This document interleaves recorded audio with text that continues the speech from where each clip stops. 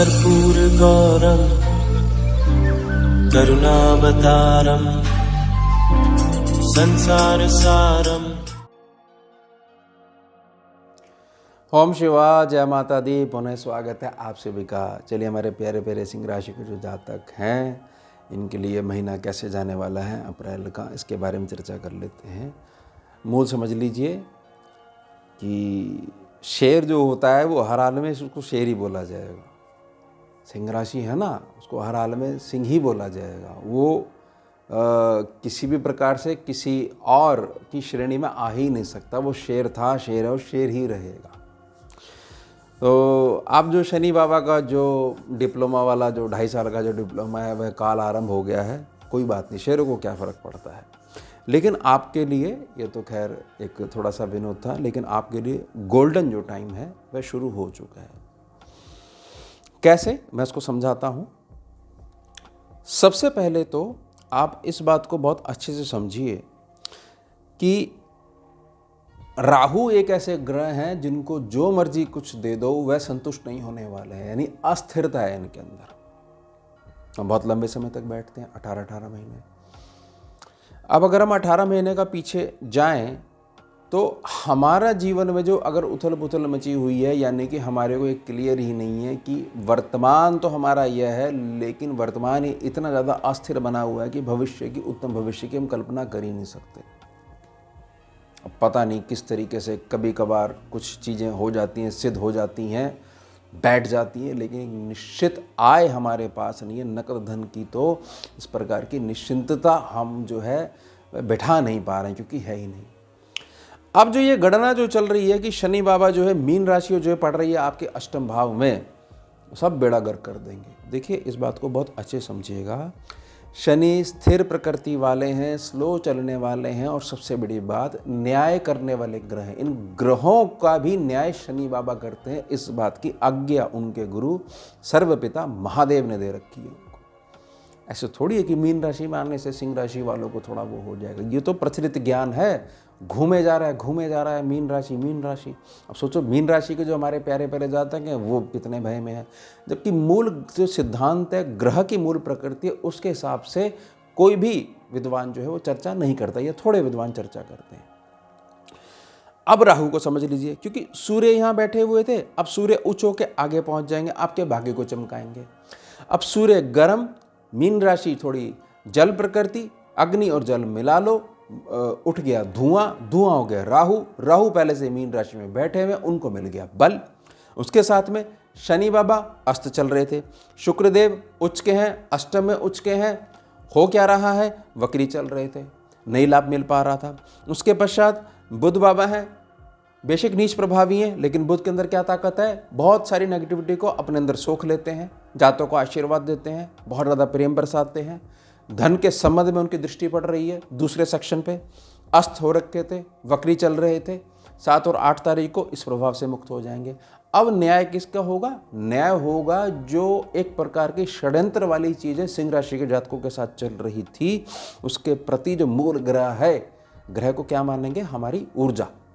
मूल वैसे नहीं कि ग्रह को कटघरे में खड़ा कर दिया, तो न्याय होगा। शनि बाबा आगे बैठ गए हैं, अब जैसी अस्त प्रभाव से ये मुक्त हो जाएंगे तो होगा क्या, जो शिकंजा कसना चाहिए वह शिकंजा कसना आरंभ हो जाएगा।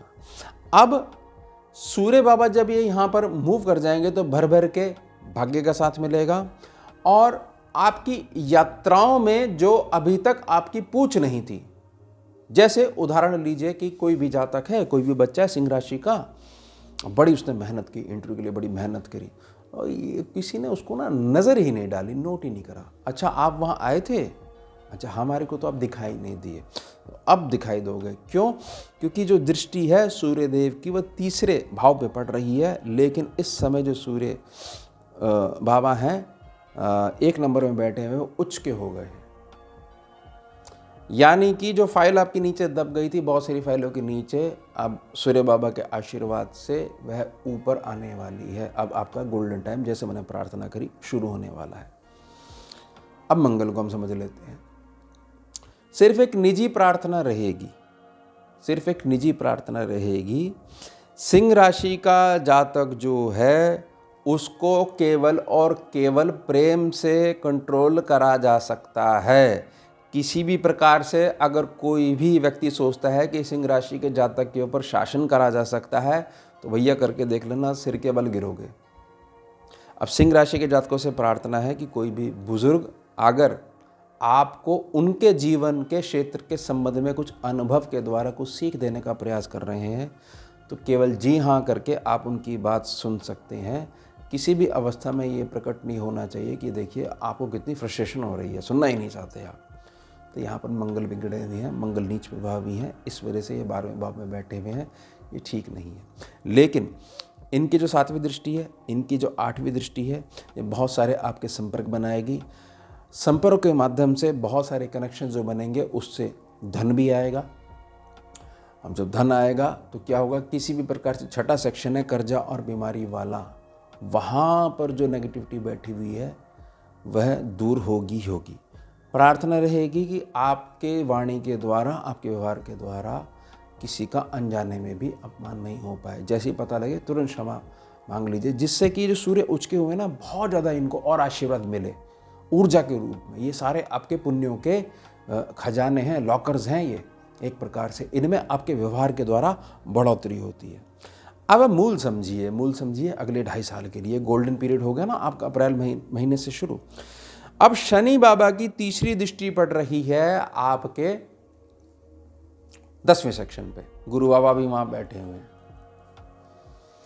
अष्टम में शनि और शनि की दृष्टि पड़नी। अष्टम में शनि का मतलब है कि अगले 2.5 साल तक शनि बाबा आपको चलाएंगे। तो बहुत ज़्यादा आपने इस बात का ध्यान रखना है कि किसी भी बात को लेकर आपने अपने मन के अंदर घृणा का भाव यह नहीं रखना है कि देखिए मैंने उनके साथ ये करा, उन्होंने मेरे साथ व्यवहार करा, यह बात मैं भूल नहीं पा रहा हूँ। क्योंकि यहाँ पर दूसरे स्थान पे जो बैठे हुए केतु हैं, जो कुटुंब स्थान पे बैठे हुए, खराब होना शुरू हो जाएंगे और बड़ी मुश्किल से फिर रिपेयर हो पाएगी। बेशक फिर ये जो है मूव कर जाएं, फिर अगले जो है राशि परिवर्तन कर लें मई में, इस बात का ध्यान बना के रखिएगा। प्लस अपने मुख से जब तक 2.5 साल में शनि बाबा बैठे हुए हैं तो आपके द्वारा किसी भी जन्म में जो करी गई पूजा पाठ है उसका बहुत ज़्यादा आपको फल देंगे सिंह राशि के जातक। तो अपने मुख से ना तो बहुत ज़्यादा आशीर्वाद देना है किसी के लिए, व्यर्थ में उसको थोड़ा सा कंट्रोल करना है, इससे आपकी पावर जाएगी। बल्कि आशीर्वाद मन से दो, मुख से मत बोलो, और उसको कर्म करने के लिए प्रेरित करो और बोलो, कर्म ही करने से ही आपको आशीर्वाद मिलेगा। और उल्टा तो बिल्कुल मत बोलना, अगले व्यक्ति की काम भी टेढ़ा हो जाएगा और व्यर्थ में आपका कर्म का बंधन जुड़ जाएगा। और प्रार्थना रहेगी कर्म क्षेत्र में अभी तक जो निराशा आपने देखी है थोड़ा सा उसका ढंग बदलिए। ज़माना बहुत तेज़ी से बदल रहा है, थोड़ा सा जो आप परंपरागत तरीके से चलते आ रहे हो उसमें थोड़ा सा मॉडर्न टच देने का प्रयास करिए। फुटफॉल पे ध्यान दीजिए। किसी भी माध्यम से अगर आपके पास आपका कस्टमर आ ही नहीं रहा है, आपका संपर्क बन ही नहीं रहा है, तो कहीं ना कहीं जो हमारा जो प्रेजेंटेशन है उसमें थोड़ी सी कमी रह सकती है। तो बिल्कुल चिंता मत करना किन बातों की, अपने भविष्य को लेके, कर्म को लेकर, धन को लेके, अपने किसी भी बड़े प्रोजेक्ट को लेके, अपने भाग्य को लेके और अपने संतान पक्ष के जीवन में होने वाले मांगलिक कार्य को लेके गोल्डन पीरियड शुरू हो चुका है अगले 2.5 साल तक। ध्यान रखिएगा। और शनि बाबा को इस चीज़ से फ्री कर दो। शनि बाबा मीन राशि में आ गया, हर तरफ तबाही मच जाएगी, कुछ नहीं होने वाला, समझिएगा। बल्कि खुश इस बात को हुई है कि शनि बाबा आ गए हैं, बहुत ज़्यादा न्याय करेंगे। और राहु बाबा जो उछलकूद मचा रखी थी व्यर्थ में, तो वो भी थोड़ा शांत होकर बैठेंगे। ऐसे थोड़ी है कि राहु शनि को दबा लेगा, ऐसे कैसे हो जाएगा, मात्र छाया है वो तो चंद्रमा की। ध्यान रख लीजिएगा इस बात को। तो ये हो गया हमारा विषय। मिलते हैं आपसे अगले भाग में नए विषय के साथ। जुड़िए और जोड़िए। ओम शिवा जय माता। भुजगेन्द्रहारं कर्पूरगौरं करुणावतारं